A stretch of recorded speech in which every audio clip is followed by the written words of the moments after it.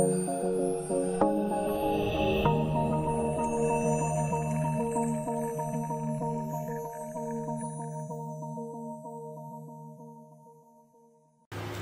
siang, kita bertemu lagi di pertemuan ke-15 dari algoritma dan struktur data.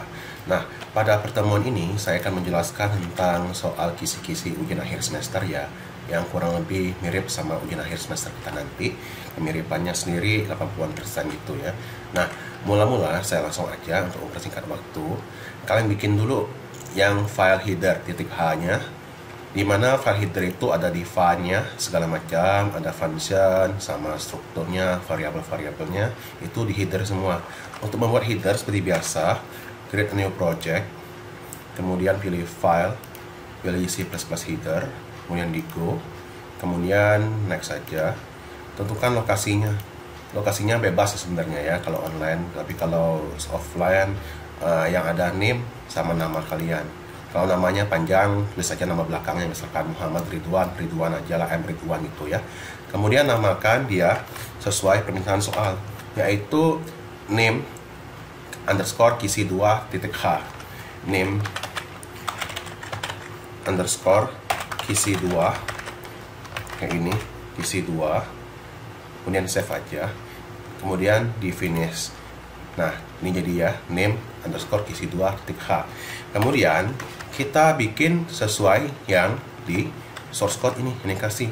Mula-mula soal yang pertama, kita diminta untuk define judul bernilai algoritma dan struktur data. Jadi ini kita pakai if and def judul nilainya adalah define judul algoritma dan struktur data, kayak gitu ya. Nah, seperti itu. Kemudian berikutnya memiliki function untuk menampilkan simbol sesuai parameter secara berulang. Ini sama kayak UTS kemarin sebenarnya, yang ada namanya void get symbol, kemudian string symbol, karena dia sesuai parameter ya. Inputnya itu dua karakter. Jadi kalau ada plus minusnya diketik secara berulang. Kemudian kita bikin perulangan. Selalu A sama dengan 0. A kurang dari sama dengan 39.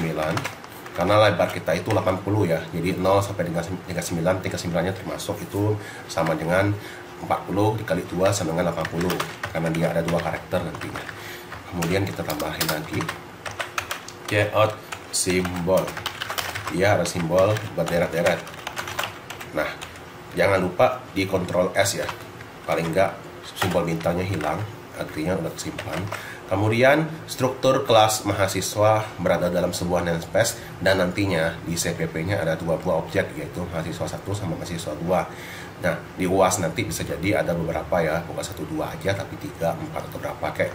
Kemudian kita bikin namespace-nya. Namespace-nya kita pilih sini aja. Namespace namakan aja NS. Kemudian kurung kurawal. Kemudian di sininya ada, kalau kita pakai kisi-kisi ini, saya yang kasihnya struktur aja. Untuk yang versi kelas dan kelas itu maka kalian pelajari sendiri nanti di pertemuan 14-nya ada di situ, udah saya ajarin. Namespace-nya misalkan saya kasih namanya mahasiswa. Kemudian mahasiswa yang ini kita kasih atributnya apa aja sesuai soal ya. Kalau soal ini ada nama, name, dan nilai, maka kasih aja string nama karena di banyak teks, string nilai, kemudian int bukan nilai ya, name dulu, kemudian baru dia int nilai karena nilai itu angka. Kemudian berikutnya adalah memiliki function untuk menampilkan informasi mahasiswa berupa nama, name, dan nilai. Jadi dia akan cetak informasi. Jadi setelah ini kita adalah mencetak. Namakan aja cetak atau apa, bebas. Cetak. Dimana parameternya itu adalah sesuai itu ya, mahasiswa, dan kasih aja simbol dan ya. Kemudian int i itu untuk tahu mahasiswa keberapa sih, mahasiswa nomor berapa sih. Kemudian kita lanjut aja cout sesuai yang di soal. Kita lihat nomor 1 nama Tommy, itu berarti dia itu hanya ngasih spasi ya, nomor spasi 1 itu i tambah 1 ya, atau enggak i doang. Kemudian nama, nah setelah nomor itu ada spasi juga, berarti nama titik 2 spasi ya. Oke, benar, nama. Kemudian berarti nama dari mahasiswa, berarti MAS titik nama. Kemudian baru kita kasih name-nya. Name-nya itu ada spasi-spasi ya. Nah, jadinya kita kasih aja begini, enter aja. Kemudian kita rapikan. Ini ada spasi, misalkan ada berapa ini? Ada 2 ya. Nah, kemudian name di 2 juga spasi. Name dari mahasiswa tadi. Kemudian nilainya ya, berarti kita ketik juga nilai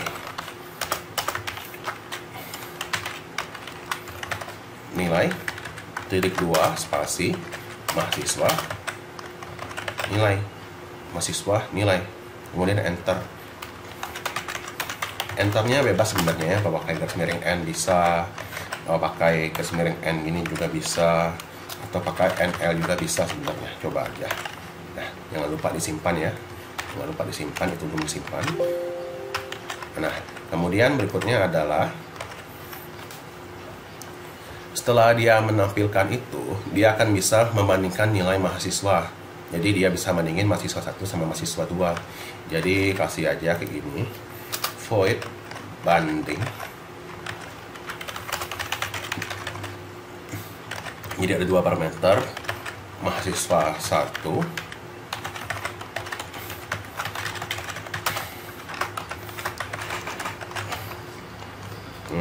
dan mahasiswa 1, ada juga mahasiswa 2. Kalau soalnya ada 3 mahasiswa, berarti dan mahasiswa 3 itu ya, ada 3 parameter gitu. S2. Nah, kita bikin pesan dulu untuk nampung. Apa sih pesannya? Lebih besar, lebih kecil gitu. Kemudian ada logikanya kayak gini. Jika nilai mahasiswa 1 lebih besar sama dengan nilai mahasiswa 2, maka keterangannya lebih besar sama dengan. Jadi kita bikin logika, if nilai mahasiswa 1, berarti MAS 1 nilai lebih besar sama dengan ya, karena itu tulisannya lebih besar sama dengan, maka lebih besar sama dengan MAS 2 nilai. Nah, kemudian apalagi, maka dia akan menampilkan pesannya gitu.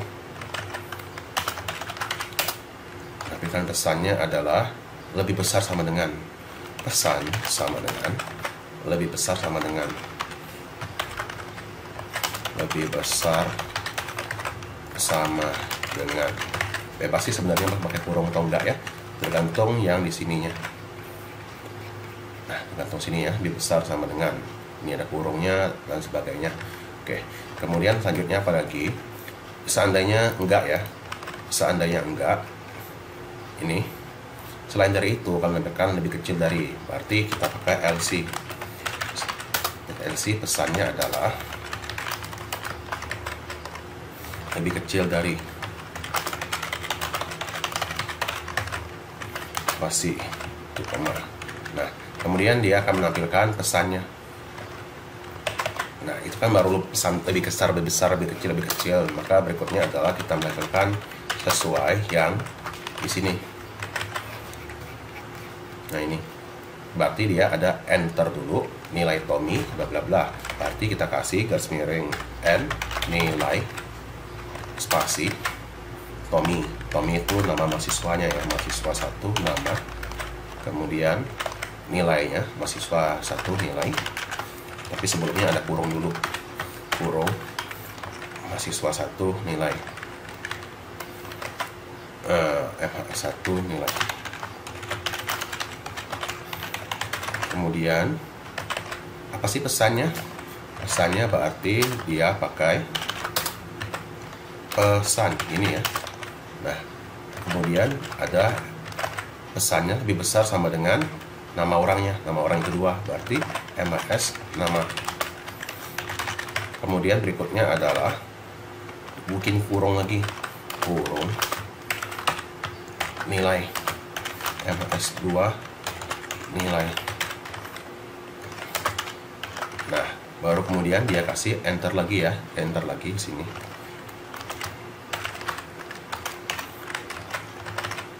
Nah, baru selesai. Nah, bukti koma.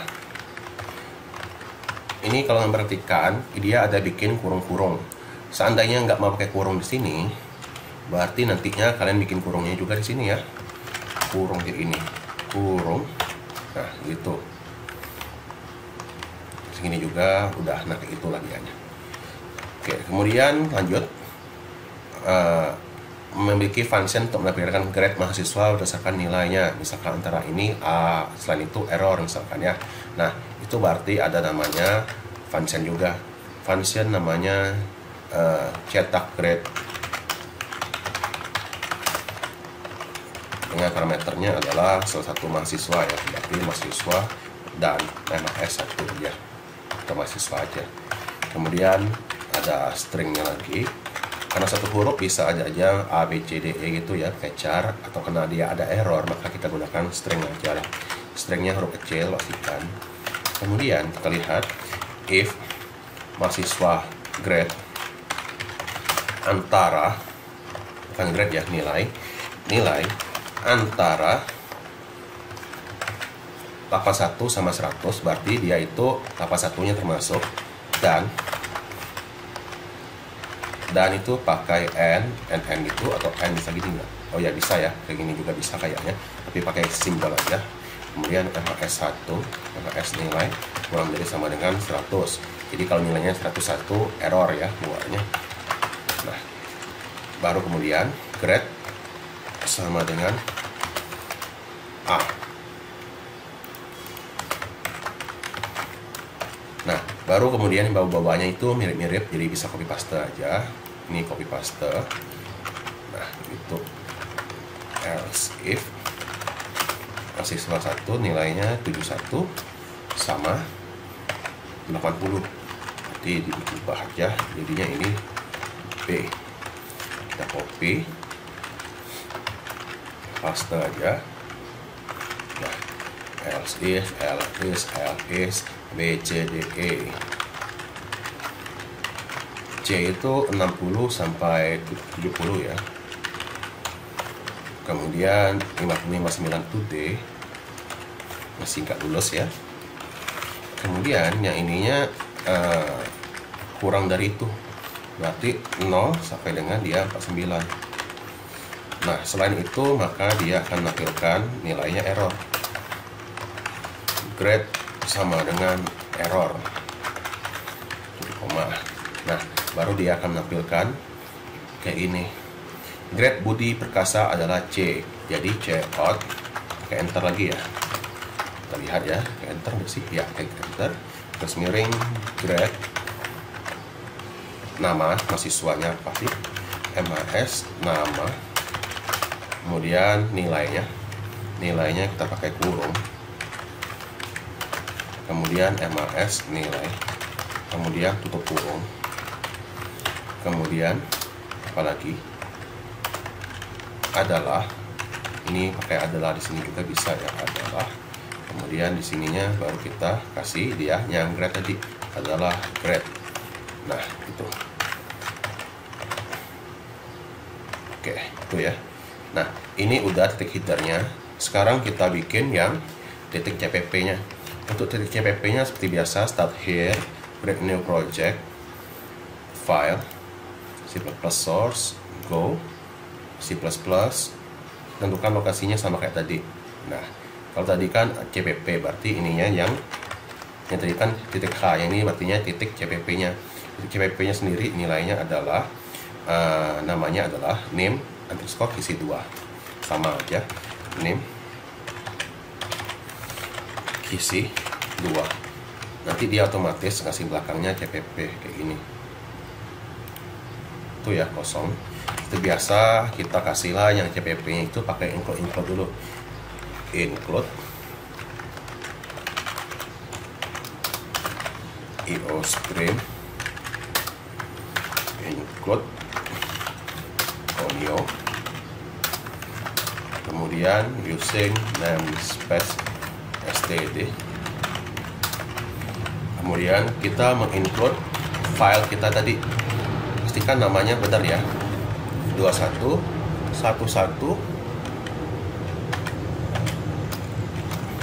Nah, karena saya kebetulan saya lupa ngasih satu lagi di sini ya, kayak gini, sesuaikan aja namanya kayak gini. Nah, harusnya 2111 tapi udah telanjur, saya bikin gini aja. Kemudian baru dia mainnya pakai gets. Nah, baru kemudian kita coba jalanin. Bisa ya, masih kosong emang, wajar karena belum ada isinya.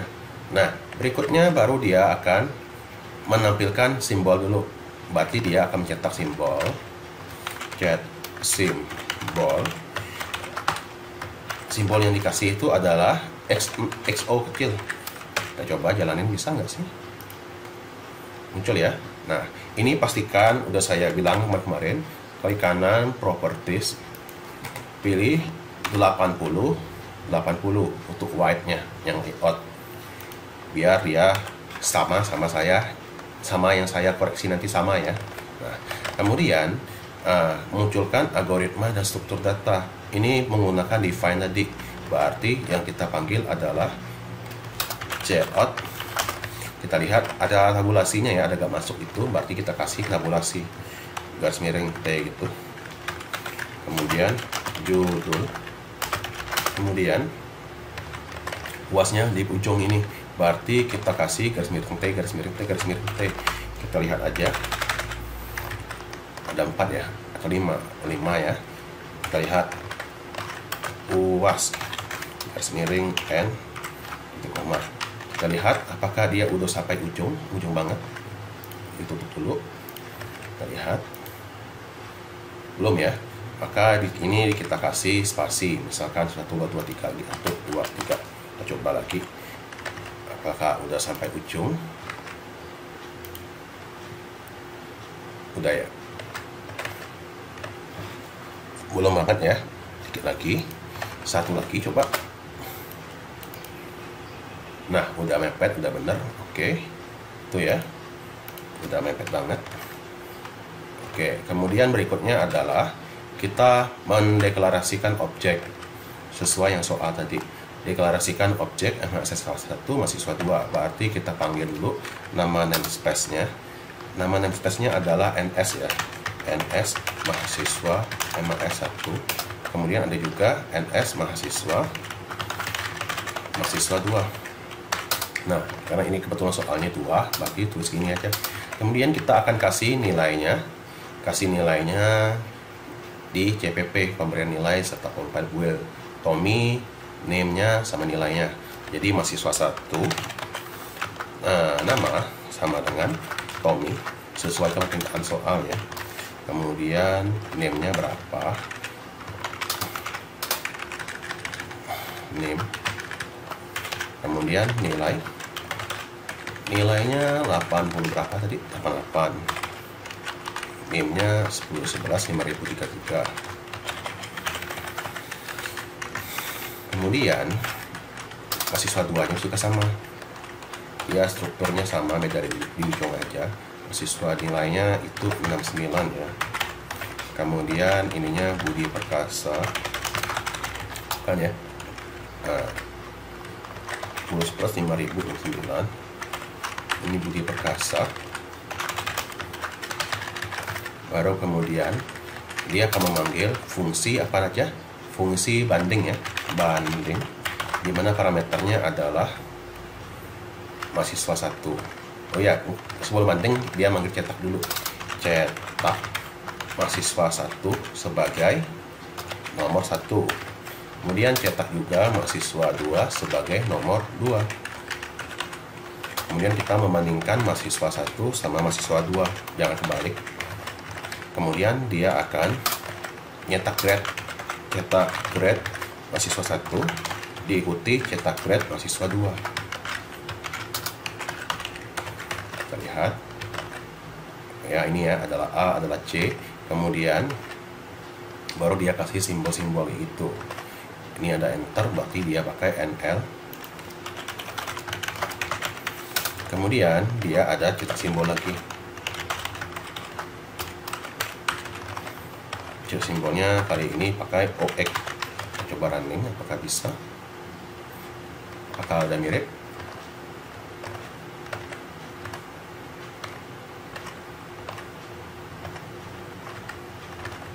Udah ya. Nah, ini yang kalau mau nilainya maksimalnya 85. Kalau nilainya nilainya ada tambahan 8, tambahan 7, berarti kita wajib menggunakan itu ya, array sama fungsi untuk ngasih nilainya pakai loop. Kalau mau nilainya sempurna maksimal 100, kita gunakan kelas sebagai pengganti struktur. Ini udah saya ajarkan di pertemuan 14 kemarin, silahkan dibaca aja. Yang di bagian yang kelas itu ya, kelas sama struktur. Nah, kita lihat ini. Oke, ini cetaknya belum ada. Yang di sini ini untuk kelasnya, perbedaan dari struktur menjadi kelas, silakan dipelajari. Kemudian di sini juga ada apa namanya ya, nah di sini yang menggunakan array, silakan dibaca yang pertemuan 14, yang slide 19. Di sini ada define-nya berapa sih mahasiswa, gaji, segala macam, ada karyawannya. Nah, yang ini yang fungsi set atau pemberian nilai untuk kelas. Kemudian yang ininya yang dia menggunakan array. Jadi kalau mau maksimal kayak gini ya, ada karyawan set, ada setnya, ada cetaknya, menggunakan perulangan dua-duanya. Jadi kalau mau usaha dikit baca pertemuan 14 gampang lah ya, bisa aja. Ini kalau mau struktur, namun dia pakai perulangan. Nah, sama aja sebenarnya ya konsep-konsepnya. Cuma bedanya satunya pakai kelas, satunya ke struktur. Itu aja sih ya. Yang lainnya enggak ya. Kita enggak pakai input. Itu aja sebenarnya. Oke, terima kasih ya udah mau nonton. Semoga UASnya nanti sukses. Dan mohon UASnya nanti download sendiri soalnya ya di Classroom masing-masing. Login pakai akun sendiri, download, baru kerjakan. Oke, gitu aja. Terima kasih udah mau nonton. Semoga ujian akhir semesternya sukses. Mohon maaf jika ada kesalahan ya. Terima kasih.